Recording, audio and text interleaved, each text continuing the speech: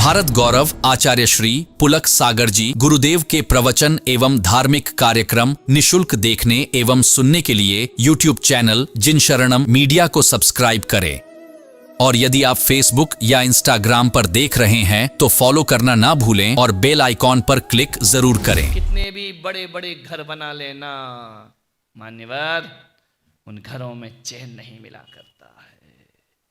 एक सेठ था, रात को सो रहा था, गहरी नींद में सो रहा था। रात को 12 बजे उसके स्वप्न में लक्ष्मी आ गई। सेठ ने कहा, लक्ष्मी तुम्हारा अभिवादन है, तुम्हारा स्वागत है, तुम्हारा वंदन है, तुम्हारे कारण ही लोग मुझे सेठ कहते हैं। तुम नहीं होगी तो कोई मुझे पूछने वाला। लक्ष्मी ने कहा, सेठ मैं तुझसे बहुत खुश हूं, 20-25 साल से तेरे साथ हूं और तू जानता है ना कि मेरा स्वभाव एक जगह बैठने का नहीं है। मैं आती हूं और सेठ ने कहा, कैसी बहकी बहकी बात कर रही हो देवी? बोले, बस सेठ अब मेरे जाने का समय हो गया है। अरे सेठ के तो पसीने छूट गए। उसने कहा, लक्ष्मी तुम चली जाओगी मुझे छोड़कर? बोले, मेरा टाइम हो गया है, मेरे पास वक्त नहीं। कभी आप ख्याल करना, लक्ष्मी और सरस्वती दो चित्र देखना। सरस्वती हमेशा बैठी बनती है, लक्ष्मी हमेशा खड़ी बनती है। ध्यान रखना, बहुत कम तस्वीर होंगी जिसमें लक्ष्मी बैठी हो, लक्ष्मी अधिकतर खड़ी होती है। उस सरस्वती के चित्र में सरस्वती बैठी होती है। मालूम है इसका अर्थ क्या होता है? कि लक्ष्मी कहती है, ए इंसान, मेरे पास ठहरने का बैठने का समय नहीं है। आज तेरे पास हूँ, कल किसी और के पास चली जाऊंगी। मैं घुमक्कड़ हूँ, मैं स्थिर नहीं हूँ, मैं चंचल हूँ। आज तेरे पास चंचला लक्ष्मी होती है, आज तुम्हारे पास हूँ, कल किसी और के पास। लक्ष्मी स्थिर कब रहती है? पूरे दिन मेहनत करते हो, गुलाबी रंग के गांधी जी आते हैं, शाम को निकल के कहीं और चले जाते हैं। स्थायी तो रहते ही नहीं, या बैंक में चले जाएंगे, यहाँ चले जाएंगे। लक्ष्मी कभी स्थायी रहती नहीं है। और सरस्वती को देखना चित्र, सरस्वती कहती है, एक तो मैं आती नहीं हूँ, सबके भाग्य में थोड़ी आती हूँ, और यदि आ गई तो फिर छोड़ के कभी जाती नहीं हूँ। वो सरस्वती हुआ करती है। मालेगांव वालों, तुम्हारे पास लक्ष्मी होगी, मेरे पास सरस्वती है, ध्यान रखना। और एक बात याद रखना अपनी जिंदगी में, लक्ष्मी वालों को देखना। हमने सुना है कई लाखपति रातों रात खाकपति हो जाते हैं, लेकिन सरस्वती के लिए नहीं सुना होगा कि कोई ज्ञानी मूर्ख हो गया, कोई ज्ञानी विद्वान अज्ञानी हो गया हो। एक बार सरस्वती आ गई तो फिर जाने का नाम नहीं लिया करती है। मान्यवर, लक्ष्मी ने कहा कि सेठ मेरा समय हो गया, मुझे जाना है। सेठ ने कहा, लक्ष्मी देख, ऐसा मत कर, तू मुझे छोड़ के मत जा, वरना जो कल तक जय जिनेंद्र कर रहे थे ना, वो मुझे पलट के भी नहीं देखेंगे। लोग राम राम भी नहीं करेंगे, दुआ सलाम नहीं करेंगे। आज जितनी भी मेरी इज्जत है, मेरी वजह से नहीं लक्ष्मी, ये सारी इज्जत किसकी वजह से है? तेरी वजह से। तू चली गई तो आगे के सोफे में नहीं बिठाएंगे मुझे, पीछे बैठना पड़ेगा जा करके। जो आज अपने हैं वो पराये हो जाएंगे। लक्ष्मी तू मुझे मत छोड़। लक्ष्मी ने कहा, सेठ 25 साल से तेरे साथ हूं, अब नहीं, अब मैं जा रही हूं। कहां जा रही है? पड़ोसी के घर में। दाद तेरा सत्यानाश, जा भी रही है तो पड़ोस में ही जा रही है। अरे औरंगाबाद चली जा, लासूर चली जा, बेजापुर चली जा, यहीं जाएगी, बाजू में छाती पर दाल डलेगी। पड़ोसी तो मेरा सबसे बड़ा दुख है। बोले, क्या करे, अब उसके यहां मेरा मन आ गया, वहां जाकर रहूंगी। तेरे हाथ जोड़ता हूं लक्ष्मी, प्लीज प्लीज मुझे छोड़ के मत जा। लक्ष्मी ने कहा, सेठ सब कुछ कह ले, लेकिन मैं तुझे छोड़कर जाऊंगी। सेठ ने कहा, थोड़ा तो रहम कर, एक बात मान। लक्ष्मी बोले, क्या? बोले, मेरे एक आध मकान कम करना है तो कर ले, लेकिन तू छोड़ के मत जा। लक्ष्मी ने कहा, मकान अकान से क्या होता है? बोले, चल लक्ष्मी, एक आध रिश्तेदार कम कर ले, वो भी चलेगा, वो भी उठा ले तो भी मैं आनंद से एक आध औलाद कम कर ले। वाह रे बाप, बड़ा ना भैया सबसे बड़ा। सेठों के तो यही हाल रहते हैं, ध्यान रखना। नहीं, मालेगांव की सेठों की बात नहीं कर रहा हूं, औरंगाबाद वालों की कर रहा हूं, तुम्हारी तो नासिक में जाके करूंगा। अभी मुझे रहना है यहाँ, ध्यान रखना। शांति से रहना तो शांति से रहो, नासिक में आना फिर बताएंगे तुम्हारी कहानी। मानने वाले ध्यान रखना। सेठ ने कहा, लक्ष्मी ने कहा कि मैं तो जाऊंगी, मैं तुझे छोड़ करके, मेरा समय हो चुका। सेठ ने कहा, लक्ष्मी कुछ तो तरस खा मुझ पे, कल तक लाखपति था, सवेरे खाकपति हो जाऊंगा। लक्ष्मी को थोड़ी दया आई। लक्ष्मी ने कहा कि सेठ मैं रुकूंगी नहीं, ये तो पक्का है, तो कुछ तो इंतजाम कर जा मेरा कि भीख नहीं मांगना पड़े। बोले, मैं तुझे एक वरदान दूंगी, वो वरदान तू मांग ले, उसके अलावा कुछ मिले। और एक बात याद रखना सेठ, वरदान एक ही मिलेगा। अब सेठ भी बाणिया था, है ना, वैश्य था। उसने कहा ठीक है। लक्ष्मी बोले, मांग वरदान। सेठ ने कहा अभी नहीं, कल। एक रात की तो मोहलत दे दे, एक दिन की मोहलत तो दे दे मुझे, आज नहीं। बनिया बिना मीटिंग के कुछ नहीं करता, ध्यान रखना। तुम्हारे यहां महाराज भी आए तो कितनी मीटिंग हुई होगी तुम्हारी। लाना नहीं लाना, चौका कौन लगाएगा, व्यवस्था कौन करेगा, ताम झाम बड़ा है, अपन कर पाएंगे या नहीं कर पाएंगे, फिर 4 समर्थन में 4 विरोध में, सब पता है अपने को क्या क्या होता है। फिर सहमति बनती है, फिर होता है। बिना सलाह के जैन कुछ नहीं करता अपनी जिंदगी में। पहले सलाह लेगा, अच्छा हुआ कि हमको मोक्ष नहीं मिल रहा पंचम काल में, वरना बिना सलाह के तुम हमको मोक्ष भी नहीं जाने देते, ध्यान रखना। नहीं, पहले प्रस्ताव पास होगा, उसके बाद आपको मोक्ष होगा, ध्यान रखना। बनिए बड़े होशियार हुआ करते हैं, ध्यान रखना। बिना सलाह के कुछ नहीं। सलाह होगी, पहले 4 लोगों से पूछेंगे, भाई साहब ये करना है, बात करते हैं, विचार करते हैं, ध्यान रखना। बिना सलाह के कुछ करते नहीं। सेठ ने कहा 1 दिन की मोहलत दे दे। लक्ष्मी ने कहा ठीक है, ले ले 1 दिन की मोहलत, लेकिन एक बात याद रखना सेठ, वरदान एक ही मिलेगा। सेठ ने कहा ठीक है, होशियार था, व्यापारियों को कौन मूर्ख बना सकता है।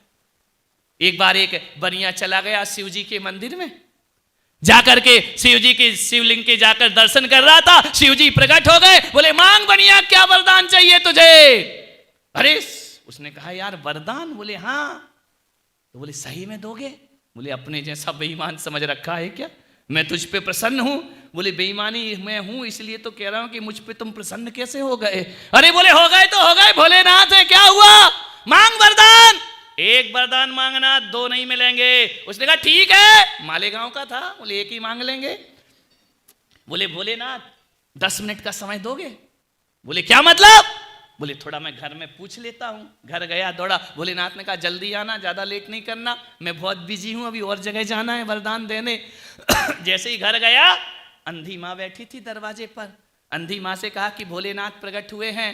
बोले चुप रहे, झूठा कहीं का, तुझ पे कोई भगवान प्रसन्न होगा। बेईमान नंबर 1 का, धोखेबाज, ब्याज खाने वाला, तुझ पे भगवान प्रसन्न होगा।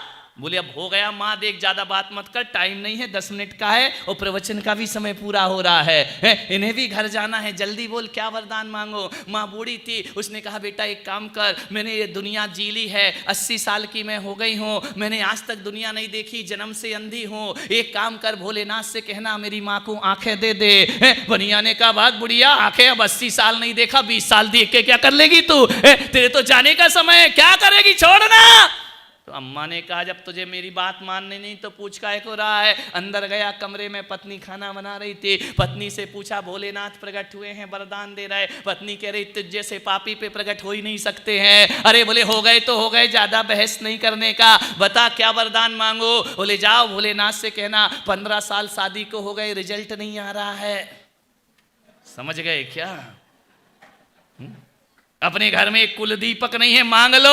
अरे उसने कहा पागल हो गई, तेरा दिमाग खराब है, नहीं हो रहा तो नहीं हो रहा, अनाथ आश्रम से ले आएंगे, तू भी भोलेनाथ को इसमें यूज करेगी क्या। पत्नी ने कहा मुझे मालूम है तू क्या मांगेगा, जा।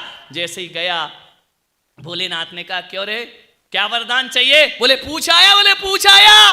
बोले मांग ले वरदान। बोले भोलेनाथ पक्का दोगे? अरे बोले पक्का दूंगा, बेईमान मत समझ अपने जैसा। तो बोले पक्का दोगे? बोले हाँ। तो बोले दो वरदान। बोले क्या चाहिए? बोले एक मांगना। बोले एक ही मांगूंगा, मेरी माँ अपने पोते को सोने की थाली में खाना खाते देखे। कुछ लोगों को घर में जाके समझ में आएगा। मेरी माँ अपने पोते को सोने की थाली में खाना खाते, एक में ही निपटा दिया। भगवान को ध्यान रखना, व्यापारियों से संभल के रहना, ध्यान रखना। इसलिए तो सरकार भी दीवालों पर लिखती है, कभी पढ़ा है, देश के सच्चे नागरिक बनिए। कभी देखा? यही तो लिखा, देश से सच्चे नागरिक ये बनिए, ध्यान रखना। इनको धोखा कोई नहीं दे सकता जिंदगी में। एक सुनार था, एक बाणिया था, दोनों की आमने सामने दुकान थी। बाणिया की परचूने की दुकान, किराने की दुकान, रोज लूटता। सुनार ने कहा तू रोज लूटता है मुझे, पुड़िया में, हल्दी में, मिर्ची में, एक दिन मेरे से पाला पड़ेगा तब पता पड़ेगा। सुनार के क्या मालूम है क्या हुआ? एक दिन बनिया की लड़की की शादी थी, बनिया 7 हीरे लेकर के सुनार के यहाँ गया। सुनार ने कहा अब आया मुठ पहाड़ के नीचे। सुनार से कहा बनिए ने, ले मेरी लड़की की शादी है, ये 7 हीरों का हार बना के दे दे।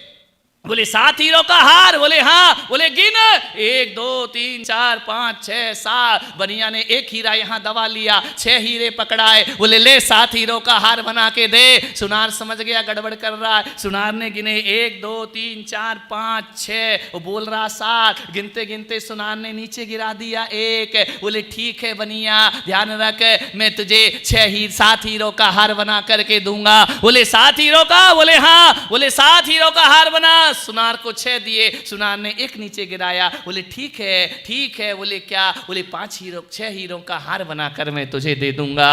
बनिया समझ गया कि एक इसने नीचे गिरा लिया है। तो सुनार ने कहा एक तूने दबा लिया है, ये भी मैं समझ गया हूं, ध्यान रखना, विचार करना है आपको। इनको कोई मूर्ख नहीं बना सकता है, ध्यान रखना। मान्यवाद। सोचिए, लक्ष्मी ने कहा कि सेठ 1 दिन की मोहलत। बस सुबह सेठ उठा, जैसे ही उठा उसकी 4 बहुएं थी, 1 नहीं 2 नहीं 3 नहीं 4 बहुएं। चारों बहू बेटों को बुलाया। बोले बेटा, बहुओं ने कहा पिताजी बड़ा चेहरा उतरा उतरा सा दिख रहा है, बड़ी दुखी हो, क्या बात है? अपने पास तो सब कुछ है। बेटा अब कुछ नहीं रहेगा। कुछ नहीं रहेगा? क्या मतलब? बोले अपने बुरे दिन शुरू हो गए। बुरे दिन शुरू हो गए पिताजी? क्या होगा हमारा? बोले रात को 12 बजे लक्ष्मी आई और बोली हम तुमको छोड़ के जा रहे हैं। बहू ने कहा पिताजी ये सब मकान कोठी सब बिक जाएगी अपनी, लक्ष्मी चली गई तो अब क्या करेंगे? बोले बेटा इसीलिए तो इकट्ठा किया है तुमको। एक बात निवेदन कर रहा हूं इस कहानी के माध्यम से, जब तक आपके घर में बड़े बुजुर्ग जिंदा हैं तब तक घर का हर निर्णय बुजुर्गों के हाथ में होना चाहिए, ध्यान रखना। हर आदेश उनका चलना चाहिए। एक घर में 4 आदेश चलेंगे वो घर बिखर जाएगा, ध्यान रखना। एक संघ में यदि हर मुनि आदेश देगा तो संघ टूट जाएगा, और एक घर में यदि 4 लोग हैं तो जो बुजुर्ग बड़े होते हैं उनका ही आदेश होना चाहिए, वो घर कभी नहीं टूटा करता है। बेटा अपना आदेश करे, बाप अपना आदेश करे, छोटा बेटा अपना आदेश करे, समझ लेना उस घर को टूटने में ज्यादा वक्त नहीं। जब तक बड़े बुजुर्ग हों घर के हर फैसले उनके हाथ में होना चाहिए, आपका घर कभी नहीं बिखरेगा। और बुजुर्गों से भी मेरा निवेदन है, यदि आपके बच्चे आपको इतना अधिकार देते हैं कि घर के सारे फैसले आप करेंगे, तो कोई भी फैसला करने से पहले बुजुर्ग का फर्ज बनता है 4 बच्चों से सलाह जरूर कर लेना चाहिए। तानाशाही से फैसला नहीं करना, वरना घर को बिखरने में ज्यादा वक्त। 4 बच्चों से सलाह लो, बहू से सलाह लो, बेटे से सलाह लो, करो मन की, लेकिन सलाह उनकी भी लिया करो ताकि घर के लोग को ये एहसास हो कि हम भी इस घर में सदस्य हैं। गलतियां दोनों तरफ से। बड़ों को भी बच्चों की सलाह जरूर, जब बच्चा कंधे तक आ जाए ना तो उसे आर्डर मत करो, सलाह लेना सीखिए, ध्यान रखिए। मान बात छोटी सी है, बात बहुत बड़ी है। सेठ ने कहा कि बहुओं मेरी बेटियों, अब अपने बुरे दिन शुरू हो गए हैं, लेकिन लक्ष्मी ने एक मोहलत दी है कि मैं जाते जाते एक वरदान तुझे दूंगी। बड़ी बहू ने कहा क्या वरदान देगी? बोले वही तो तुझसे पूछना है बेटा, तू घर की बड़ी है, बता क्या वरदान मांगू। बड़ी ने कहा पिताजी लक्ष्मी को बोलो कि वो जाएगी तो पक्का? बोले हाँ। बोले अमेरिका का सारा सोना हमारे घर में भर दे, और तुझे जाना है तो? ससुर ने कहा ठीक है बेटा, बात करूंगा, लेकिन वो बाइडेन लाने देगा जब तक, वो तो यहां का भी ले जाने के चक्कर में है। दूसरी बहू से पूछा बेटा तू बता क्या वरदान मांगू? बोली पिताजी भाभी की बातों में मत लगो, कोई वो लाने नहीं देगा, बाइडेन यहाँ सोना होना बम पटक देगा, निपट जाएंगे अपन। तो बोले क्या किया? बोले आजकल क्या है कि अस्पताल का और स्कूलों का धंधा बहुत चल रहा है। तो बोले क्या मतलब? बोले मालेगांव में जितने भी अस्पताल स्कूल है वो हमारे नाम कर दो और तुम यहां से चली जाओ। उसने कहा ठीक है। तीसरी बहू से पूछा बेटा तू बता क्या वरदान मांगू? उसने कहा स्कूल का कोई लफड़ा नहीं, बेकार की चीजें, आजकल के बच्चे पूना जाके पढ़ रहे, नासिक पढ़ रहे, चांदवाड़ जा रहे हैं, कोई मतलब नहीं है इस मालेगांव में। बोले क्या करूं? बोले जितने भी जमीन दिख रही है ना, अच्छा चल रहा है प्रॉपर्टी का धंधा, बोले ये अपने नाम करा लो, अपन जिंदगी काट लेंगे। अब नंबर आया छोटी बहू का। ध्यान रखना छोटी बहू बड़ी होशियार होती है। अब तुम्हारे यहां नहीं मालूम कितनी बहुएं हैं। ये माँ बाप भी जो होते हैं ना, वो या तो बड़ी के पास रहते हैं या बीच वाली के पास कोई नहीं रहता है। ध्यान रखना। ट्रेन में भी या तो इंजन की कीमत होती है या गार्ड के डिब्बे की, बीच के डिब्बे तो यहां वहां होते रहते हैं, कुछ नहीं करते हैं। ध्यान रखना। अखबार में या फ्रंट की कीमत है या बैग की, बाकी तो भर दिया जाता है उसको। ध्यान रखिए। कौन बोला? इसलिए महाराज हम बहुओं ने 4 का लफड़ा ही छोड़ दिया। तू ही इंजन, तू ही गार्ड, तू ही डिब्बा। ध्यान रखना। छोटी बहू से कहा कि बेटा तू कुछ बता, लक्ष्मी से क्या वरदान मांगू? छोटी बहू ने कहा पिताजी मैं घर की सबसे छोटी हूं, मैं क्या जानूं क्या वरदान, जो भाभियां कह रही वो मांग लो। ससुर ने कहा नहीं बेटा तू भी सदस्य है, छोटी हुई तो क्या हुआ, इस घर की मेंबर है, छोटी बहू है, तुझे भी बराबर से बोलने का अधिकार है, तू भी अपने विचार दे सकती है। बोले पिताजी छोड़ो ना, जो ये मांग रही मांगने दो। छोटी बड़ी होशियार होती, एकदम से नहीं बोलती है, घुमा फिरा के लपेट लपाट के धीरे से फिर अपनी बात रखती है। मुझे छोटी ना समझो, कमाल करूंगी। छोटी बहू ने कहा कि पिताजी मैं कुछ ज्यादा जानती नहीं हूं। बोले नहीं बेटा फिर भी कुछ तो सलाह दे, मानना नहीं मानना मेरी मर्जी है, तू अपनी अर्जी तो लगा। उसने कहा पिताजी मैं इतना चाहती हूं कि लक्ष्मी से कहना कल की जाने वाली आज चली जा। जिठानियन का ज्यादा बोल रही है क्या? बक आज चली जा, सड़क पे आ जाएगी, किराए का मकान हो जाएगा। पापा जी इसकी बातों में मत लगना, नटखट है, आज चली जा। ससुर ने कहा बेटा सुन तो लो, उसको पूरी बात तो बोल लेने दो, वो क्या चाह रही है।